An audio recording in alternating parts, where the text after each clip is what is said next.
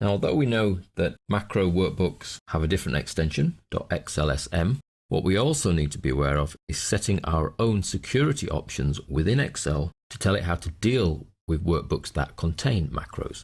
Now, this is controlled from the developer ribbon and macro security, and that takes us into the macro settings of the Trust Center.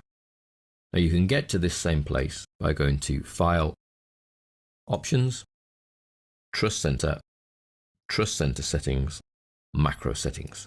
So a lot more clicks than just a single click off the ribbon. And here are our macro settings. We can either disable all macros without notification. That way, if you open a macro file, the macros within it are disabled, but you're not told there's actually any in there. The default option, and probably the most recommended, is that all macros are disabled, but there is a notification to tell you that they're disabled, with an option to enable them. We could disable all macros except digitally signed macros. Now, a digital signature for your macro is quite new, but they're becoming more and more frequent. At the moment, personally, I would still stick with disable all macros with notification. Or there is a sort of open house option, which is to enable all macros. It's not a recommended option because macros, although ours is only type in your name, can actually do a lot more damage because they can access your file system. So I'm going to leave the option with disable all macros with notification and would suggest that's what you do on your own machine. That way, when we open a file that contains a macro, we're given an option to enable or not.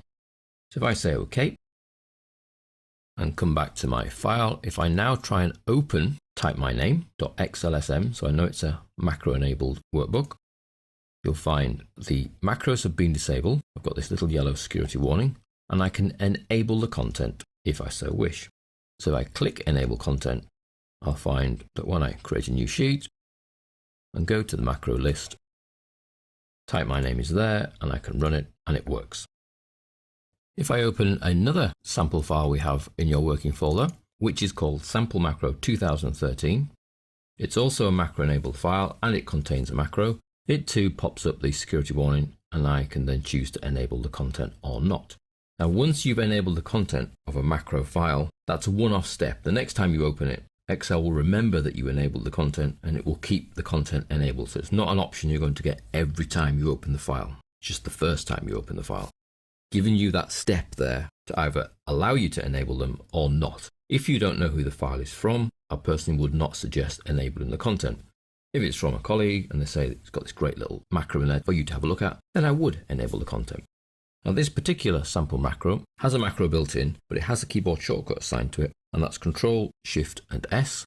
So I can click any cell, Control, Shift and S, runs a little macro that puts today is and the date and you are the best, but it's done it as an offset from wherever you are. So if I started here and did the same thing, Control, Shift S, it offsets before it types it in, whereas the one we created always placed it in A1. So that's an option we're going to look at, the ability to offset from the starting point. But this lesson has been about enabling your security settings, which are done under the developer ribbon, macro security.